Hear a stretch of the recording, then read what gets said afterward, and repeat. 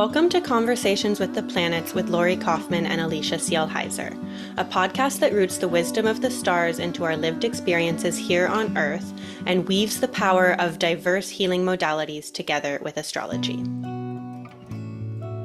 I'm Alicia Cielle Heiser, an astrologer, herbalist, and witch living in Oregon on Kalapuya land, and I offer astrology consultations and teachings aimed at helping you honor your most authentic self and trust your intuition. I'm Lori Kaufman, an astrologer, tarot reader, writer, and teacher. I co-lead the Asteroid Special Interest Research Group for NCGR, an astrology organization, and I offer all different sorts of readings, online and in person.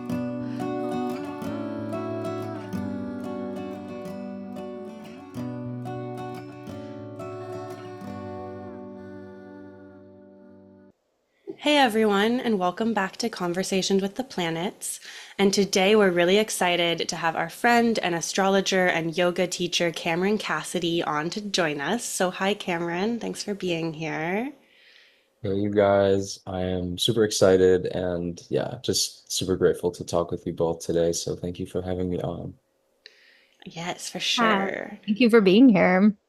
And we both met Cameron back at NORWAC in 2022.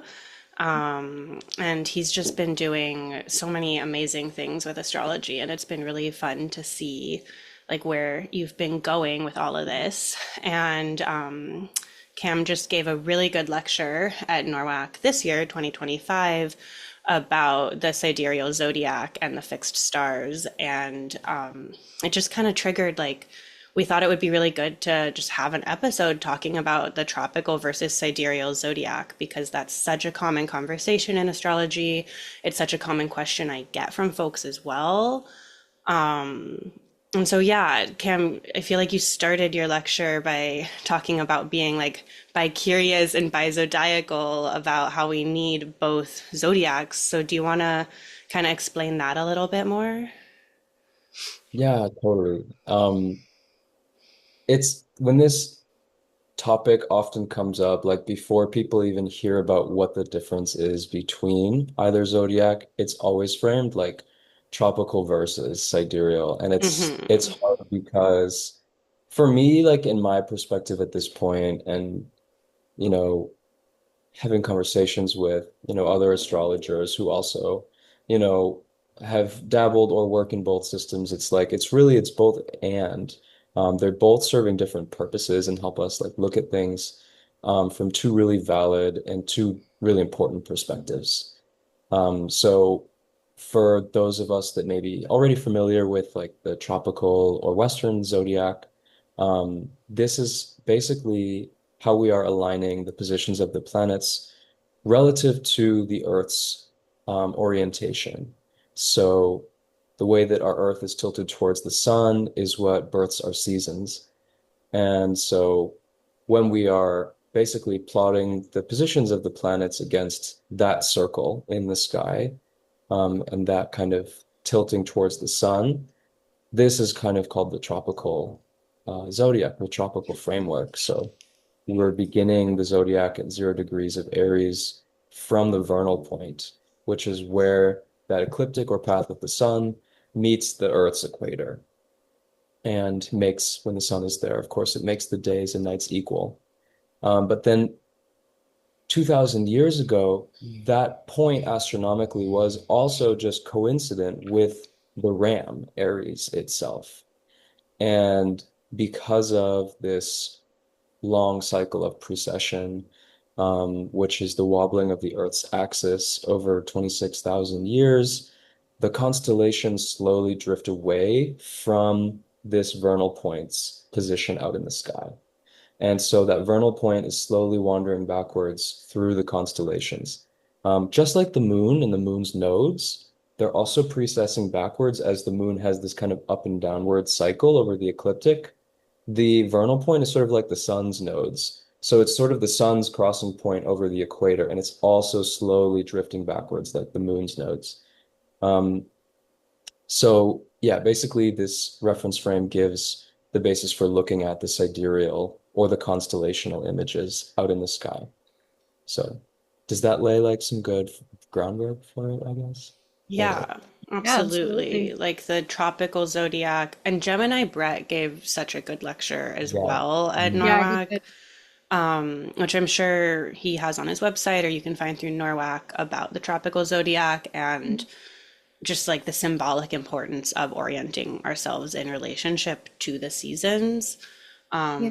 And then, yeah, the sidereal zodiac just really being rooted in the living sky itself and feeling connected. Like my Mars is at 9 degrees Sag. And so, it's in the third house, but after I was born that night, you would have seen a very red conjunction in the sky between Antares and Mars. And that gives like additional, you know, interpretation that brings kind of a scorpionic energy into my Mars, even if it is in Sag. So, yeah, I think that was a really beautiful kind of overview. Thanks, Cam. Yeah. Yeah, really great. And what is the exact degree difference? It's close to like 27, 28 degrees, right? Of like Yeah, where it is now. yeah, basically, so it is moving backwards, that vernal point, like Hmm. relative to the sky, that vernal point, which we can't measure just by looking at it. Yeah. The vernal point is moving back about 1 degree every 72 years. So it moves through a sign or about 30 degrees in about 2,100 years. So they were aligned in like 220 AD. That was when Yeah. the vernal point came to where we look at zero Aries. And now that equinox point has come back to about 5 degrees of sidereal Pisces. So it's about 25 degrees offset Okay. from sidereal zero Aries to where we now put zero tropical Aries at like, yeah, 5 Pisces, four and change. Yeah, so if you pull your chart in both of them, most of your chart shifts back one Hmm. sign or forward. Yeah. Forward one sign or back one sign? It's so funny, right? Because tropical Yeah. will be ahead, Both? and then the Yeah. sidereal will go like back in degrees. Yes. But yeah, it's super interesting. That's a great point because like we live in an age right now where because of the precessional ionamsha or like that 25-degree difference, Yeah. there's 5 degrees that overlap in every sign. Right. So if you have Hmm. tropical 25 to 29, that's actually not going to change. But everything else will change. So we still like live in an era where it's like, people can be like, oh, I'm still a Gemini or whatever. But like Yeah. most of the other points in your chart are going to go into the sign before it. Yeah, Yeah. and that's actually true for my chart because my rising and my Venus are both in late degrees, and so my rising sign and my Venus placement don't change in sidereal. But then it puts Mhm. my moon Saturn in the fifth instead of the sixth, and I'm like, I definitely have had a lot of sixth house experiences, but that would be nice if I just had a fifth house moon Saturn. Yeah. Yeah, my Venus was the only thing that stayed sign Hmm. Pisces. And so, yeah, I've been thinking about that a lot. Um, so you use both kind of interchangeably. How do you feel like when it comes to the actual signs itself that they manifest? Like having a sun in Aquarius versus a sun in Capricorn, for my example, but just in general. Yeah, it's such a good question. And this is like what we could probably spend an hour talking about because Absolutely. there's actually so much richness that comes out of not only just the layering of two, but then there's also this kind of subtle nuance that comes in with what is the tropical showing versus what actually is the sidereal Hmm. showing. Yeah. S- in one sense, like, you know, again, we live in an age where the difference is only 25 degrees, so there's a lot of overlap. So for a lot of people, if you have like the sun and some personal planets, maybe in, a sign after your sun and another one in before, everything's going to kind of rotate back one, so there's still a lot of overlap. So if it's like if you have the sun in Virgo, you probably have some other personal planets that even if your sun goes back into Leo, there's probably something else still in the Virgin constellation that stays. So the first point in my mind is sort of just like because the procession isn't too big, there's going to be some overlap in terms of signs that still show up between the charts. The other thing that came to my mind is Well, also, and that's just interesting because in, 10,000 years, you could be like a bull archer, or like a crabfish, or there would be all these other kind of crazy chimeras and combinations. Mm-hmm. That difference gets more drastic. And I think Yeah. it's also it's taken, basically almost 2000 years for there to really be like a big kind of consensus tradition or movement or conversation about layering both, because until now, it's sort of been both camps have developed independently, but Mhm. as that difference gets greater, there's going to be less similarity between the charts and the signs that like show up, right? So it's going to cause more dissonance between like, oh my gosh, all of these planets that I have in tropical, Leo and Cancer are gonna, in a few thousand years, which we won't have to worry about, but like maybe be Right. in like Aquarius and Capricorn or something. Yeah, Um, does that make sense, I guess? Like just for the sure. first I think Mm-hmm. about it, just our age Yeah, and Yeah. the traditional cycle. Yeah. it I does. also think a lot about how, like, for example, like when I was a kid, I remember it getting really like warm earlier and it's staying or it getting colder earlier, like especially in the fall. I remember Halloween was always really cold, and now it feels like Halloween, at least where I am, is like hot still. Like it doesn't start to get cold till like November, almost December sometimes. And I've been thinking a lot about how everything, like the seasons feel like they're shifting. Yeah. And I've wondered if the tropical zodiac would ever shift. I don't know if this is like a question you could answer necessarily, but like it almost feels like because the seasons are starting to no longer feel like the equinoxes used to feel. Do you get what I'm trying to ask or say? Yeah.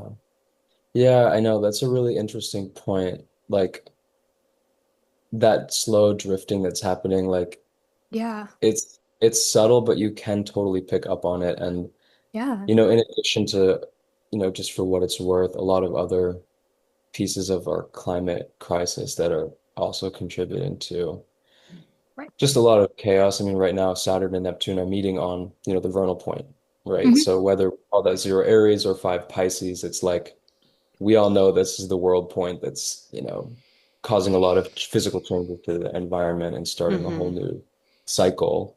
Hmm. The Saturn Neptune on the world point is just shaking a lot of stuff up. But anyway, we don't have to get too deep into that.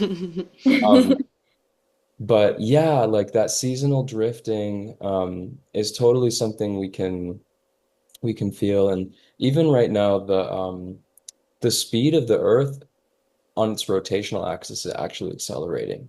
Um, and that's happening as a result of the magnetic poles shifting, which is another long-term cycle Right. that's like recent scientists like discoveries in the last 20, 30 years are showing that even some of the climate crises, the causes for that may also be because of this impending pole shift that is happening that happens every like 40,000 years or something like that, that we're Hmm. actually, it's literally been like 40,000 since the last Yeah. magnetic pole portals. Anyway, I was reading this, about that too. Yeah. oh my God, yeah, Yeah. yeah. And how it like fully just like switches and things could opposite. Yeah, it will throw everything into chaos. Like, Yeah. hopefully it's not our lifetime that that happens, but um, yeah, it would cause all kinds of calamities. Yeah. I'm like, I'm sorry. Um, Chaos. yeah, but anyway, bringing us back to the zodiac discussion. There's also like an element, there's sort of a third zodiac. I mean, there's more than even three, but the third really important one is like the constellational zodiac. So this one was sort of hard for me to break through to at first because I feel like the Western mind loves to make systems and neat, organized boxes Mm-hmm. and patterns with things. And the zodiac is like the ultimate pattern maker for everything. Like it can literally be Right. mapped onto anything. You can map anything into it, or right. And so the constellational zodiac totally breaks that. 12, even 30-degree sectors and just says, hey, Virgo's like 40 degrees. Libra is like 5 or 6 degrees. Like when you Mm-hmm. actually look at the ranges on the ecliptic, the constellational zodiac is totally just about, what are the planets actually sitting in front of? And that's like uncomfortable to look at Yeah. first. But I feel like that's also sort of just like a larger energetic thing about the ways we put boxes into systemizing the sky that is like another third perspective as well that can be layered into it. Well, and how would you differentiate between the sidereal and the constellational zodiacs? Yeah, so the sidereal basically has 12 sectors of 30-degree zones that are mapped as best as you can to the sizes and places of the constellations, and it stays fixed. So the origin of the zodiac, like one of my teachers, Ken Bowser, you know, his point he kind of always brings back up is like there's nothing out in the sky that says vernal point here. It's much easier to track the positions of planets to constellations instead of to the equatorial alignments, and to track the, heliacal risings of stars, throughout the weeks and days of the year. And then even that system though of trying to make 12, 30-degree sectors is still Mhm. not perfect because as the ancients have divided the constellations up, they're not all perfectly 30 degrees. Hmm. So some Right. of the constellations boundaries are less than or cross over into these fixed constellation zodiac boundaries that are on the sidereal zodiac. And so the constellational zodiac is like, you know, it's uneven. It looks like, you gave a kindergartner a pizza pie slicer and they just did not make any even, Yeah. cutting of the pizza, basically. It's so Yeah. Yeah. interesting, especially because, like, in Brett's lecture about the tropical zodiac, he just went so deep talking about sacred geometry and the way that nature, like, divides and creates in 12s, and just how the 12 spoked wheel of the tropical zodiac just, like, fits so perfectly within this, like, broader divine schema of the cosmos, which then connects so much to Greek philosophy at the time that, Hellenistic astrology was being developed, and their obsession with, like, symmetry and balance, and, these geometric, like, perfections that they were observing. But, and then we inherit all of that, and, like, we all grew up in the West, right? And so we inherit that sort of conceptuality. But it is interesting to think about a zodiac where, like, Libra is just the Yeah. scales, and it's a very small constellation as opposed to, the Scorpion, and how different do you orient yourself to the sky when you're looking at it in that sort of way. Right. Yeah, because they are such different sizes. So it is kind of interesting to see it mapped out in such a like symmetrical way when it just in nature isn't. Mhm. Yeah, exactly. And it's just one of these things, these are all relatively, you know, observed and created phenomena by humans, so they're Exactly. all relevant. They all give light on different aspects of the same crystal, it's we're looking at it from different perspectives. And so, neither is better than the other, neither is more precise than the other. They're all showing different things, and the best thing we can do is sort of, for our own practice is sort of just give ourselves knowledge of what the different systems are and, to our ability, choose or choose not to, look at those different perspectives to get different pieces of information because, for what it's worth, the tropical zodiac is so valuable. Like, there's a reason Ptolemy is called like the divine Ptolemy by all these later astrologers who just worship his, 4 books on astrology as like the Bible, because the tropical system was an amazing, absolutely invaluable, incredible revelation.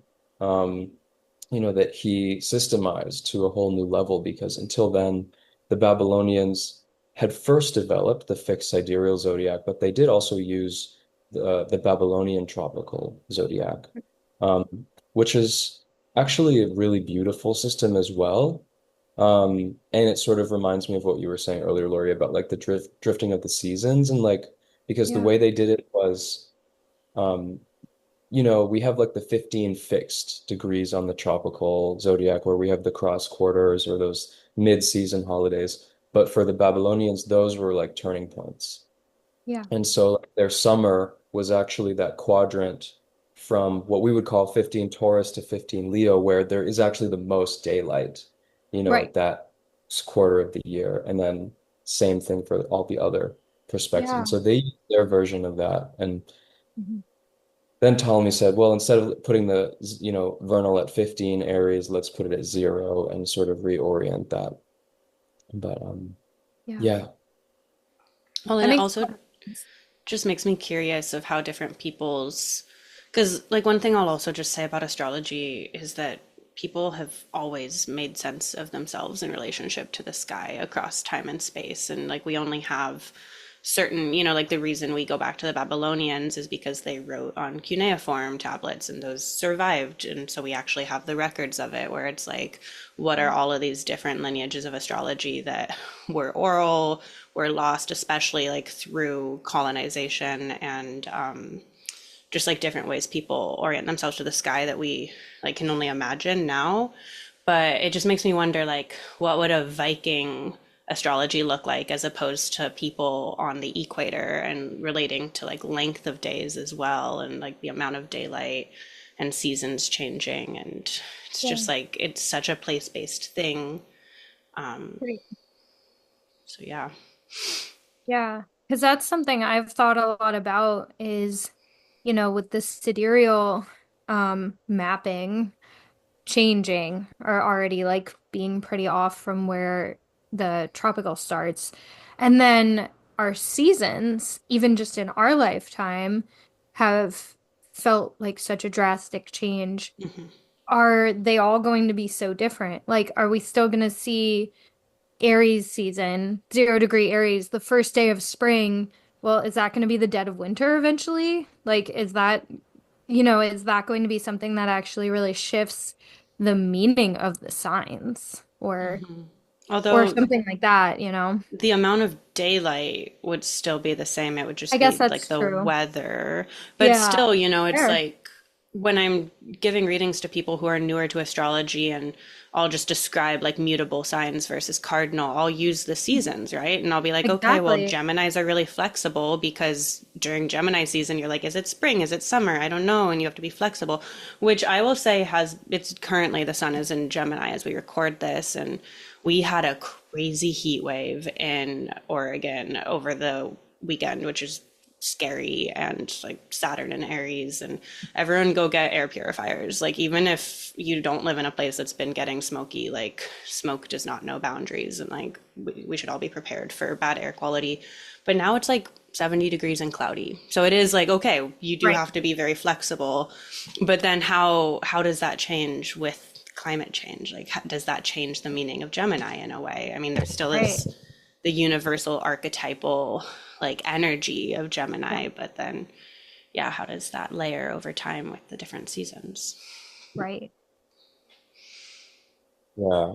Yeah, I know the climate piece of it is really interesting because of the nature of tropical astrology being so linked to, and not even just tropical astrology, but in general, divination based and omen based, interpretations are all about our environmental results and the appearances of what happens in nature. So, yeah, I mean, the climate shifts are going to really have us, reconsider um, our assumptions or our current uses of certain like weather-based things like that, even for what you're Yeah. saying about Gemini, like that's holding now, but that might not hold in 100 years or in 200 years. Yeah. But one thing about the changing energy of the signs too that um, one of my other really important teachers, Rumen Kolev, um, yeah, he's just like brought so much of this amazing knowledge to me. Um, he sort of frames it like so now that most of tropical Aries, is sitting in front of the images of the fish and the constellation of the fish, that now it's like we could say that so say you have your sun there in tropical Aries, you are you are an Aries, but you're also a fish, and so now it's like the mutable images or the mutable constellations all get this additional cardinal quality because Mm, of the way that the cardinal months of the seasons in our environment are initiating while the sun's passing over all of the mutable constellations. Mm-hmm. So it's like right now, the sun's about to enter the twins in a few days as it hits the solstice point and initiates like tropical Cancer, Cancer season. So there's their way of like layering the zodiacs too, where it's like the modalities of the tropical orientation are like totally those are fixed. Like those are all about the seasonal changes. And those can be overlaid in an interesting way to like the sidereal images. So we have a lot of like, cardinal energy for the sidereal twins and the virgin and the fishes. And there's like a really, fixed energy now over the ram and the crab and the scales, etc. mm. And that's Yeah. so interesting. And just to give a TLDR for folks who might not be as familiar with the modalities, the cardinal signs are the signs that initiate seasons and correspond with the solstices and equinoxes, and those are Cancer, Libra, Capricorn, and Aries.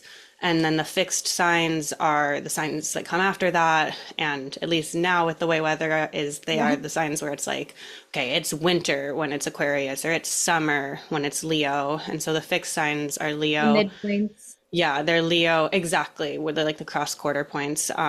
Leo, Scorpio, Aquarius, and Taurus. And then the mutable signs are the signs leading up to the next seasonal shift, and they're the more flexible, like you're kind of between seasons. And those are Virgo, Sagittarius, Pisces, and Gemini. And those are just really great building blocks for like really meditating with like what does it mean to be mutable and be more flexible and adaptable versus fixed, where you might be a bit more stubborn, or cardinal, where you're good at initiating stuff. And then there's so much that can go into like horary and mundane interpretations, and just a lot you can do with that. But yeah, Cam, what would you say for like, because like layering the zodiacs, like, do you have some interpretive guidelines of how like someone with the sun in Aries, for example, could kind of layer that cardinal tropical energy on top of the mutable fish energy, or like ways we can kind of interpret what this means when we're working with them together? Yeah. Yeah, totally. So there's like different theories and people say different things or have said different things in the last like, let's say 50 years about it because again it's more more of a newer topic. I mean, there have still been tropical astrologers for centuries that have used like the degrees of fixed stars, but in terms of like a holistic like layering, imagine if you looked at your tropical like horoscope, and then around that there was also the sidereal ring, so it's like a bi-wheel basically, or two charts, one on top of the other, but still of your one birth chart, just with different signs and degree positions. Like that kind of, you know, dual analysis of one chart is sort of a new thing. But so what people have said about that is sort of like the tropical being tied to the earth is very rooted in our concrete experience of physical reality, our environment, our perception navigating our life externally, and the sidereal being the starry, immortal, you know, um, noumenal and imaginal and stellar side of it is more inner or mental or like introspective even, or that the sidereal placements can show kind of how you see yourself, and the tropical looks more like and like how someone else would describe you, versus the sidereal might be like tuning into more of like your soul's picture of your incarnation. Someone else once said like the tropical is how other people view your fate, and the sidereal is like how the gods view your fate.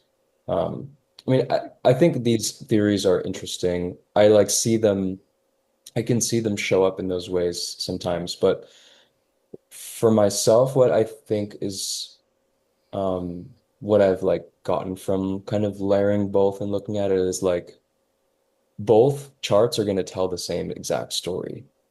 Like when you switch the zodiac and the houses change and it's starting to tell a whole new story, like initially it looks like whoa, but you can always actually find the same details in really even specific ways Mm, between comparing both tropical and sidereal charts.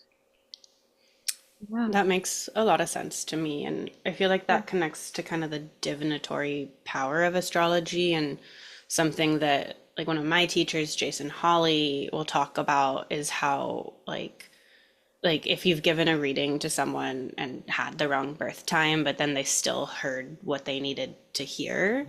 And it's like there still is just this like symbolic divinatory energy of using astrology to make sense of ourselves and our place in the world, where you can find meaning and find what you need to hear through. And I mean, also like the way astrologers are always fighting over different house systems and things. And it's like many roads lead to Rome. Like we can all kind of get there through different techniques. And then Yeah. I think, especially when you're able to see the same thing in a chart through multiple techniques, it's just a really good confirmation that that is a potent part of someone's life. Yeah. I had coffee this morning with an evolutionary astrologer, and I almost never have conversations with evolutionary astrologers, so it was very interesting that she wasn't really like familiar with the Thema Mundi, but they use Pluto in so many different ways, or like this transformative power of like, I don't think about the outer planets ever, and it's just so interesting how just like different it is, but it's still helpful. You can still get through to people. You can still use it. You see what you want to see. I feel like we need to do an episode about outer planet blindness for Hellenistic astrologers because I I feel like know. that's been coming up so much where people are like, "Oh, I didn't even notice that like Yeah, Sun-Uranus conjunction that caused me to have a car crash or whatever with my Leo right, third house." And I'm like, "How do you not have Uranus in your chart? Like Uranus still right. matters, but I do think about them when it comes to transits, but I almost never think about them in the actual birth chart. yeah, it's so funny." So funny. Yeah, there was like I remember maybe it was last year. I have like this app Time Nomad on my phone. Maybe you Yeah. guys know the one Hmm. where it be like your live chart. And so I'm as an astrologer often checking it, with whatever is happening around me. But there was like a week where I'd look at it like once a day or something if something happened, but it was like every day in a row was like one of the outer planets was exactly like on the ascendant or the midheaven, and they were like screaming at me like, "Hey, turn us on!" Like, look, you're looking over some major stuff without looking at Wow. us. Yeah. Uh, And Yep. as someone with my ascendant ruler conjunct Pluto, I'm like, the outers matter when they matter. Like, they don't, a lot of times they can be generational, but sometimes they can be very personal. yeah. Absolutely. Yeah. So I did have another question too. So when you use a sidereal chart, do you use the same like essential dignity schema Hmm. and everything? Yeah, that's another very like contentious point for tropicalists who like to deride the sidereal, Yeah, because there are people in both camps. But that argument is like, oh well, the crab, is no hmm, longer where the solstice point is, because right, the northern solstice point is at 5 degrees of the twins, right, so how are we going to keep that whole argument for the sun and moon ruling the first 2 months of summer right. when that's shifting? Um, Yeah, and so my I have a whole kind of thing about this. Um, my understanding at least is like within both tropical and sidereal frameworks, we're all cutting a corner a little bit because we're all trying to use this ideal system that like only existed technically for like 1 year in 220 AD, yeah, whereby we all can agree that we love the archetypal resonance of the crab ruling the first month of summer. Mhm. And the way that that orients everything else is great. But, from the sidereal perspective, that doesn't apply. So we're basically applying artificial or fake equatorial orientations or seasonal orientations onto Yeah. the images, but in the same way that the tropical applies artificial images or fake images onto the seasonal orientation. So both perspectives are taking the leap of either the earth or the sky. So neither Yeah. one is holding an entire cohesive system that is like can't be disproven or can't be said to be, you know, faulty in some way. They're both having a flaw that the other one compensates for. And that's why they merge together in the perfect way, because we're getting what we love about one of them with one of them Yeah. and what we love about the other with the other. So we can love looking at stars with the sidereal, and we can also love looking at the even orientation of daylight and seasons and hours of day and night and the ascensional times, all of this symmetrical stuff that's oriented to the earth, and yeah, vice versa. Yeah, it's super interesting. So I've been, since your lecture, really, I've been actually paying attention a little more to my sidereal chart and like Yeah. kind of looking at both. And I realized that, so I have four planets that have either good or bad dignity.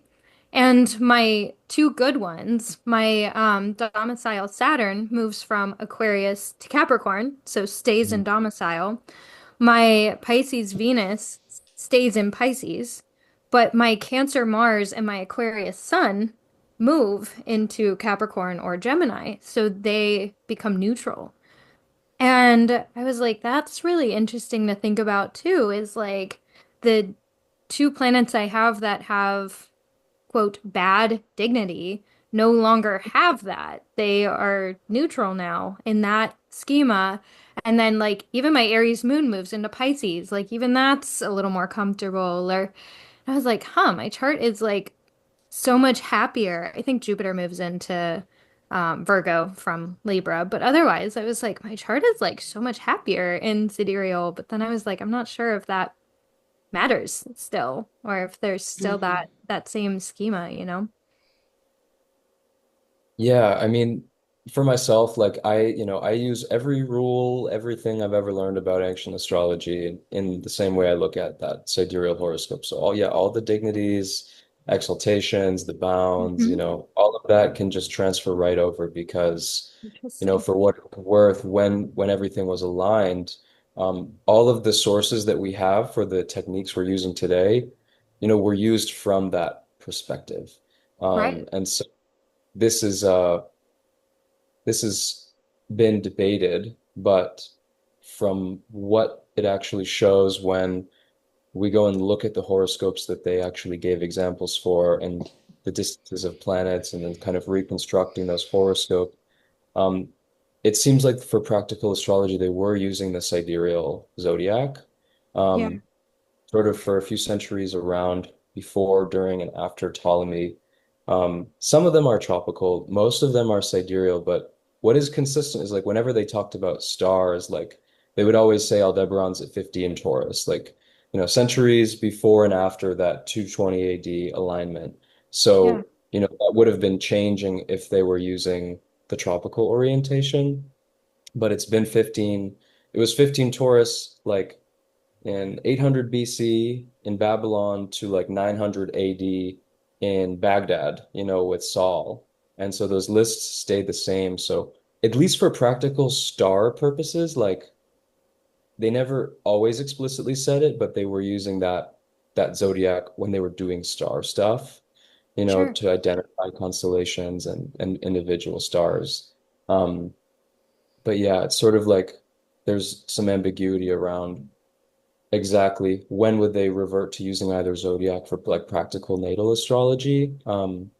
But in Mm. any case, all that matters is it works. Everything works when you look at it either way. So yeah, I Yeah. guess. Well, because like going back to my Mars Antares conjunction, like that does put my sidereal Mars into Scorpio, into dignity, but even with the tropical, like my Mars that rules Scorpio and has affinity with like the scorpionic energy is in the heart of the scorpion, right? So it's like you can get there multiple ways symbolically of like that point in Sag having this extra scorpionic like energy that comes through, and like what is the significance of having these two bright red celestial bodies conjoin in the sky, right? So yeah, many ways to get there, Yeah. many ways to make meaning.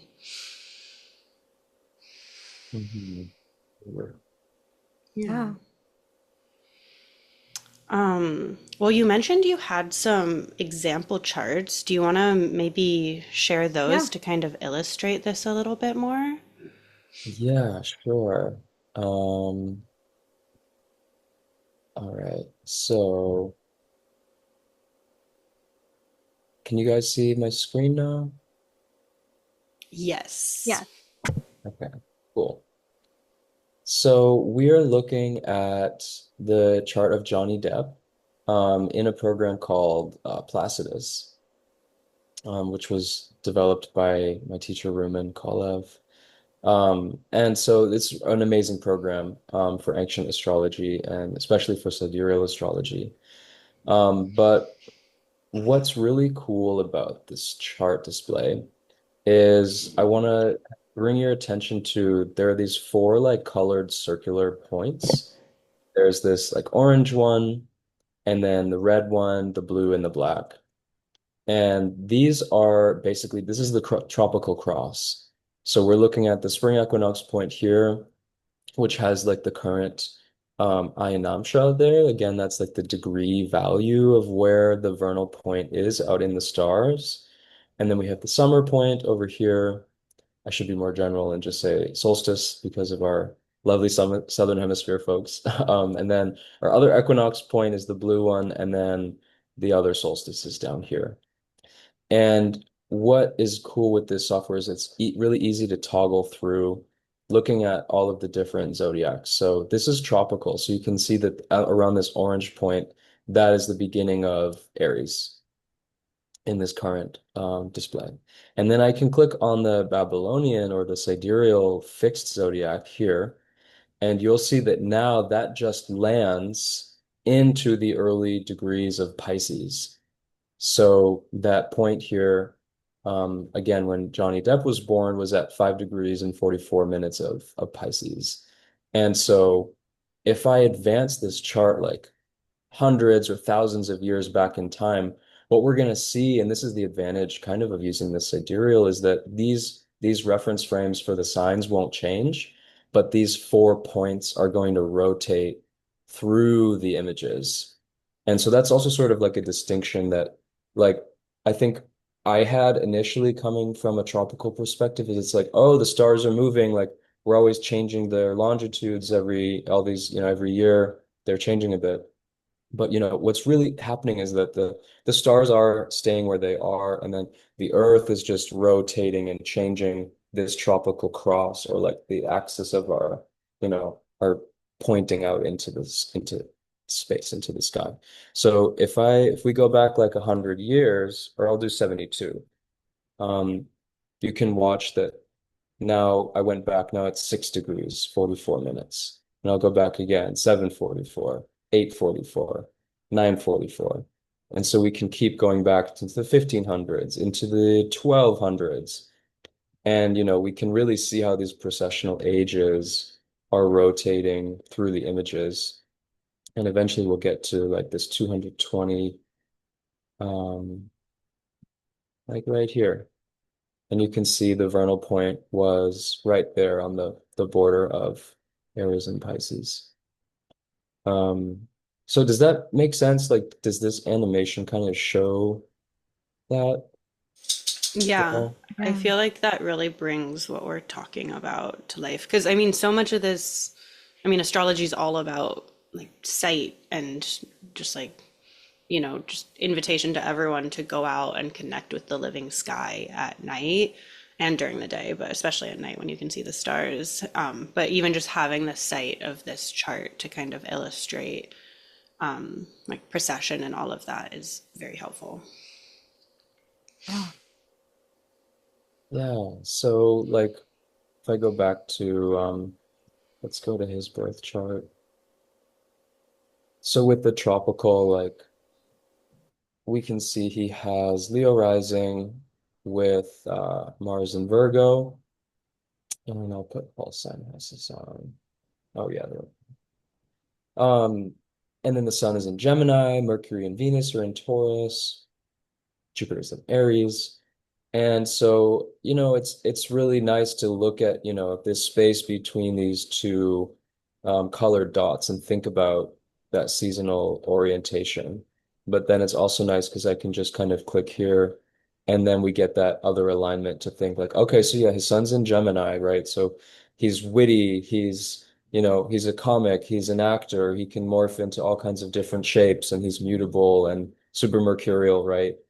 And then we can also look at the sidereal and say, well, Mercury and Venus actually they both stay in Taurus. So that really reinforces what we, would imagine about someone that has a really, um, soft or sensual communication style, or that their voice and their, um, you know, behavior could, sort of morph into, uh, you know, his own muse's inspiration, basically. And he was actually a musician before he was an actor. Um, Oh, cool. and yeah, yeah. And so of course that's just something you see with like Mercury, Venus.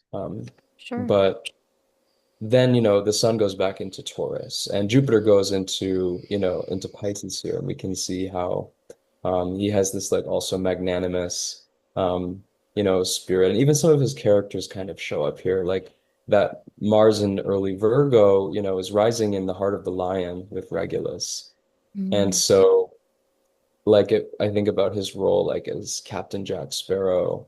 We've got like this, sea captain, with a Regulus Mars and Jupiter and Pisces in the ninth house, and he's just off traveling the oceans, and he's just like this super charismatic leader. And it's Mars Uranus conjunction on Regulus, which also could just speak to like, you know, this electric prominent role he's taking in society as, a very famous actor and whatnot. But does some of that like make sense, I guess, or does that like, I guess, show a little bit of some of the ways I look at that? Yeah, like how Yeah. you layer both. And what's coming up for me with this is like how do you think about cusps? Because I feel like that's another big conversation in astrology where people will be like, "Oh, well, I'm right on the cusp, so maybe I'm a bit of both." And from my Hellenistic training, I'm like, each of the 30-degree tropical sections of the sky is their own, like when Jupiter entered Cancer earlier this week, Jupiter's in Cancer, not in Gemini anymore. But then when you layer these two zodiacs together, it's like, well, then maybe you might have a bit of both signs mixed together when you're using, the sidereal and the tropical together. So, like, how do you orient around that? Yeah, the cusp question is another really good one. To me, it kind of goes back to the constellational thing of like, you know, there's sort of the breaking from the tight boundary regulations that is sort of the whole like ideal versus reality situation with just how we make sense of a lot of things in life. Things are always approximate. But so in this case, like, yeah, it's more likely than not because it's like 25 out of 30 degrees that will go back and then give a double influence. But besides that, too, there are these really liminal regions that are interesting to observe that happen between the transitions of the constellations that aren't on even sign borders. Like, for example, between the horns of the bull and the feet of the twins, and just opposite that, between the stinger of the scorpion and the tip of the archer's bow, there are these zones kind of lacking an area of zodiacal constellations. And they're exactly opposite one another in early Gemini and early Sag, the sidereal. And it's super interesting because this is actually exactly where the galactic equator crosses the zodiac here. And Mm, so there are sort of these portals that like zoom the solar system out into the galaxy that happen here. I know Gemini Brett's also talked about this, and there's like these guardians on each side. We have Orion, who's sort of guarding this portal right between the twins and the bull, and over here we have Ophiuchus, who's standing there on that portal. Um, so yeah, I would say it's like you know, the answer that isn't super helpful, but that I think is often true with astrology is like it's always nuance, nuance. There's always more nuance. Like you can go there, you also don't have to go there, but it's like if you want it, it will be there waiting for you. Um, mm, mhm. yeah, I hope that's helpful um, for that There's no question. clear-cut black and white answer. Um, Yeah.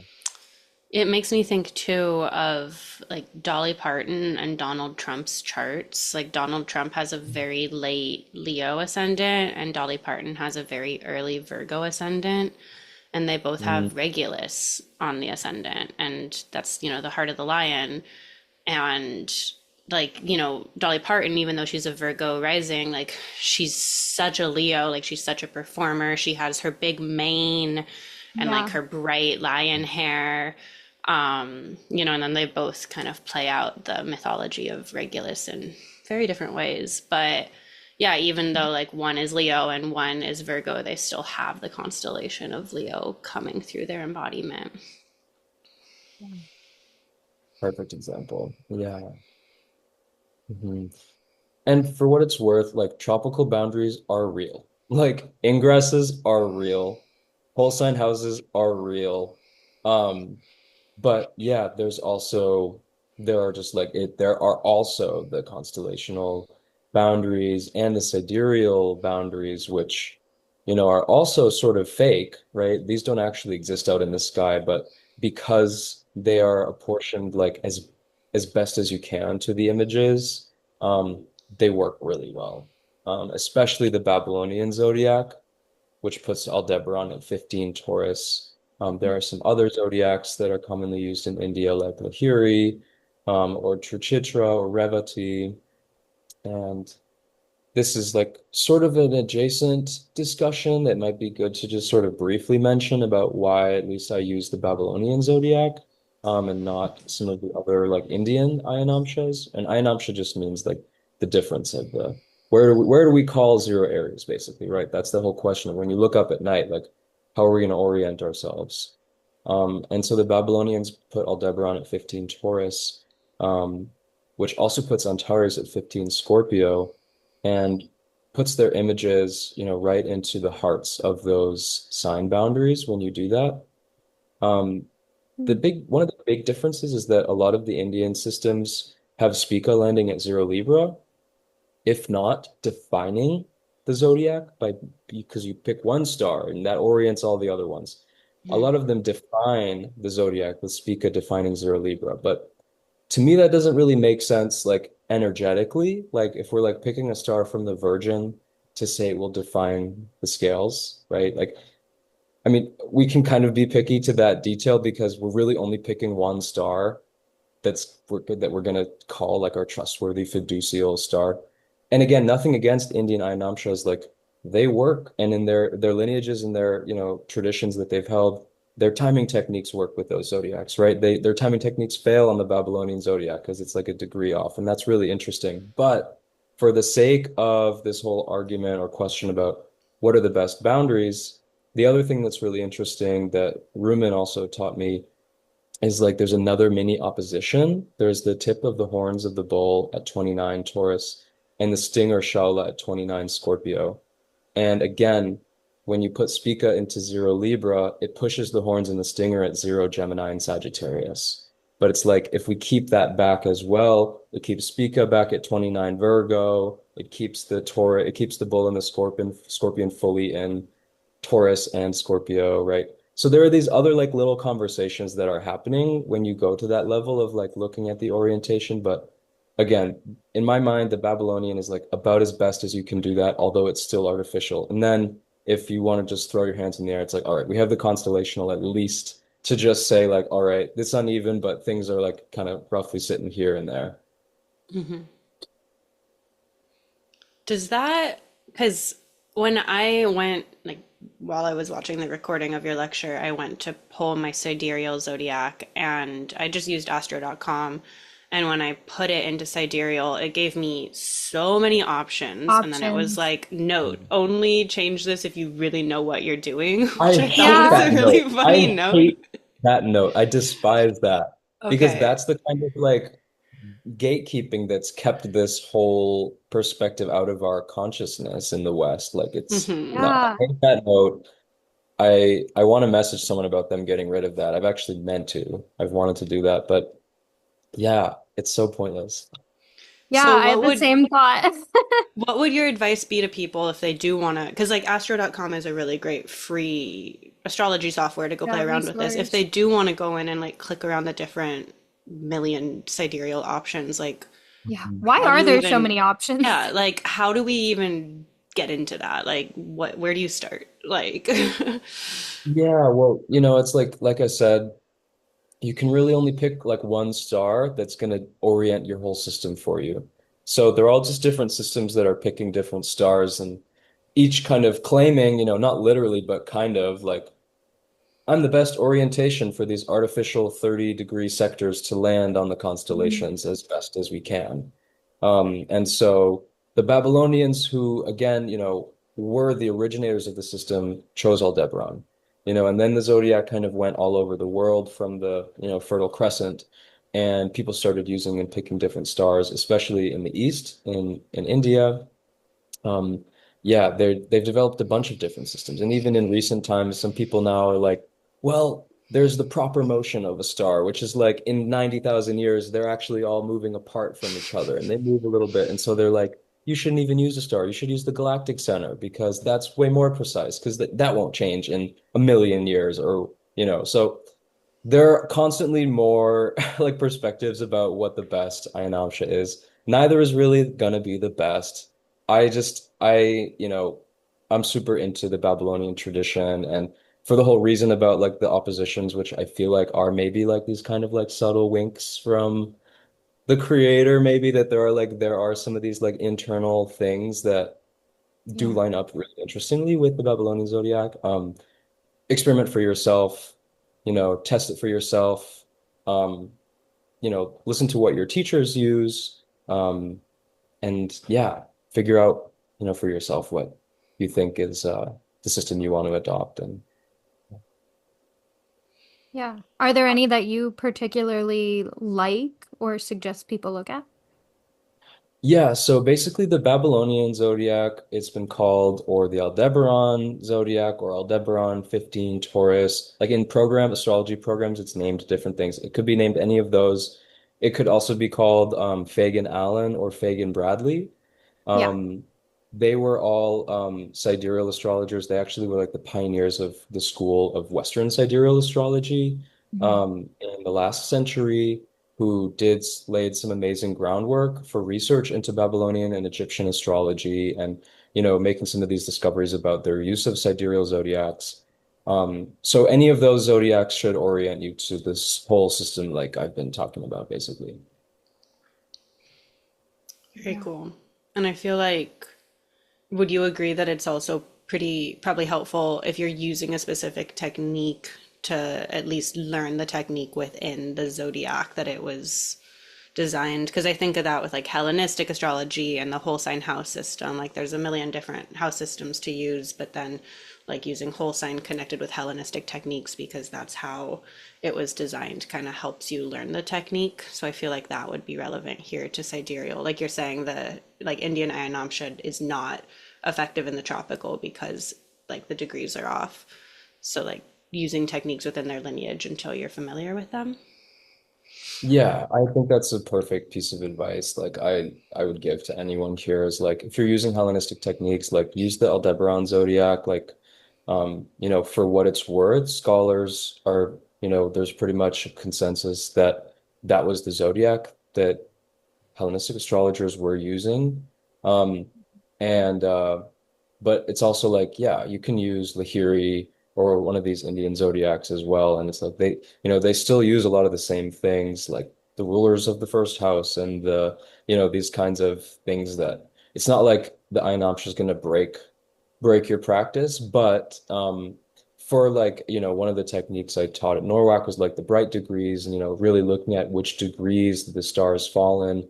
There is going to be like a discrepancy between the Babylonian and a lot of the Indian zodiacs, because most of the Indian zodiacs are like a degree ahead, which would shift some things like kind of enough to change what you're looking at.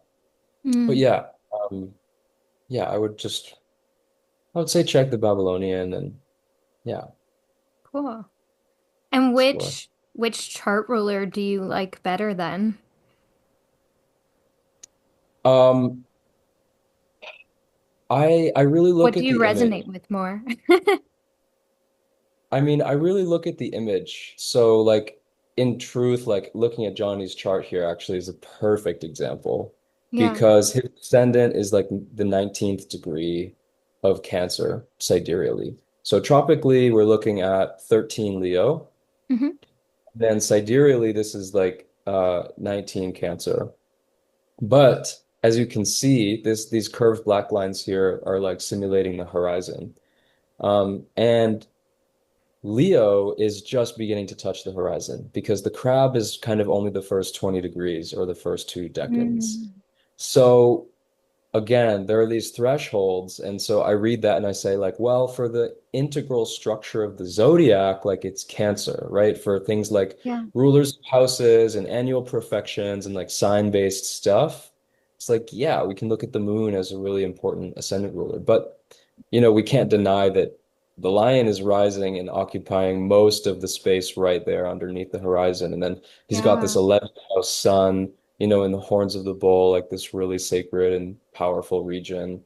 In the 11th house with Venus and Taurus and that whole sign house as well. So it's like you can see the eminent conditions of his chart as if we considered him to be a Leo rising as well. So Mm, sometimes I also just look at, yeah, like the constellational too. It's like they all kind of merge and that sort of just comes with looking at charts like this and kind of really thinking about each perspective and what each one is saying. Um, but yeah, so I don't know if that answers your question. But yeah. for most people, I'll just say the sidereal ascendant is usually what I look at, the sidereal whole sign Oh, ascendant. interesting. But then I Cool. also feel like that answer just gets to so many of the points you've been making about the both and being able to like Right. have the nuance on in each situation and be able to like hold contradictions and hold multiple truths and like there's no like Yeah. hard and fast this technique works 100% of the time. It's like Right. just being able to hold space for nuance. For sure. Because, yeah, like I resonate so much with having my moon be my chart ruler. And so it's really interesting to think about, like, oh, well, what if it was Mercury? What if I'm a Gemini rising? Like, where Mhm. does that show up? How does that come in? Which doesn't not resonate, I guess. Now But I'm like Miss Astrologer yeah, I know, in this always talking. podcast right now, writing this big book. Like, Yeah. Acrobatic, very like, especially if you fall in that middle decan of Gemini ruled by Mars, like that's Yes. super like acrobatic and athletic and um Mm. but anyway, Yeah. yeah, I know. Astrology um, is a lunar art, right? It's all about the nuance of the Yeah. details we see in the starry sky at night. It's mhm. we'll Hmm. always find that solar versus lunar approach and both work in their own ways. And then the moon will always just tell you like, keep looking. Like yeah. Yeah. Well, I feel like we're kind of at the time where we need to start wrapping up. So, is there any like final things that feel really resonant to share before we wrap up? Um, the last thing I'd say is like screw everything I've just told you. Like go outside at night and watch the sky Yeah. yourself. There's no chart display, there's no fake boundaries, it's just stars and the moving planets, and there's nothing more special than that, as I'm sure all of you can already attest to, but just go look at the sky more and like let it speak to you. Hmm. Yeah. Yeah, like the Amazing. charts are a two-dimensional display of a three-dimensional reality. And there's, Yeah. Jason Hawley always talks about how charts and maps and graphs conceal more than they reveal. Mm. There's just no better teacher than the living sky itself. Yeah. Yeah. Well, Yeah. thank you so much for joining us, Cam. This episode is scheduled to come out on July 3rd. So, like, what do you have going on that you'd like to share with folks, or we'll have all of like how to connect with Cam in the show notes down below, but like if people want to stay in touch or interact with you more, like how can they do that? Yeah, so I'm going to be offering a star camp this summer at the end of July. It'll be hybrid, like in person and online. Um, I'm running it through the Cayley Institute, which is an amazing astrological library in Olympia, Washington. But yeah, it's going to be really cool. We're going to talk about all of this stuff about using the stars and multiple zodiacs and how to make sense of some of these techniques when they're looked at together, and just exploring all the stories of the constellations and going out at night and stuff. So it'll be really cool if you're interested. Definitely reach out for more details. And I'll also be teaching a course for Kepler starting in the fall on the decennials, which is a Hellenistic timing technique that breaks life into 10-year or decade-long chapters. And yeah, I'm super excited about that as well. So you can find that information through my social links and stuff if you're curious about hearing more. Awesome. Very Thing. exciting. And what about you, Lori? What are you up to? Yeah, so I finally have my book formatted, which means yes, which means the 400 plus pages of bullet points is finally organized. Um, and Yeah. yeah, so it's definitely like a 600-page book now. Um, but it's an encyclopedia of the asteroids, how to use them, how to work with them, and then I've basically taken all of the mythic ones that I could possibly find of any pantheon, and I've included a little bio of them, how to interpret them, and everything else. I did end up making a decision recently to take all of the stories out of the book because it would have been 2,000 pages if I left them in there. So all of the stories I've actually been posting on my Substack, which I just made last week, but when this comes out, it'll be about a month old. Um, yeah, I've been trying to post all of the asteroid stories on there so that you can kind of learn and understand how to actually see the asteroids in real life. So I'm gonna have both kind of going at once. And of course, I'm still doing readings and everything like that. Awesome. Yeah. And then what about you, Alicia? Yeah, I'm hosting a Phases of the Moon retreat outside of Roseburg, Oregon on July 19th. It's in this really beautiful setting along the Umpqua River, and we'll dig into what your moon phase says about you and your birth chart, as well as how to work with the shifting moon phases in the sky. And we'll be doing yoga and ecstatic dance and blending herbal teas. And yeah, I'm very excited about that. And then other than that, I offer readings. Do you offer astrology readings as well, Cam? I do, yeah. Yeah, I Great. forgot to, I do. Yeah, so all three of us offer readings, so you have many options for astrologers. And yeah, I feel like that's pretty much everything. So thank you everyone for tuning in. And as always, if you have any reflections on how you see the sidereal versus tropical zodiac showing up in your chart or the charts of people you know, like comment down below, reach out to us. We just love hearing personal examples and stories. So please be in touch about this, just like very interesting and nuanced conversation. Yeah. Thank you guys so much for having me. I loved our chat. And Yeah. yeah, I Thank you so much hope for you guys coming have a on. great rest of your day.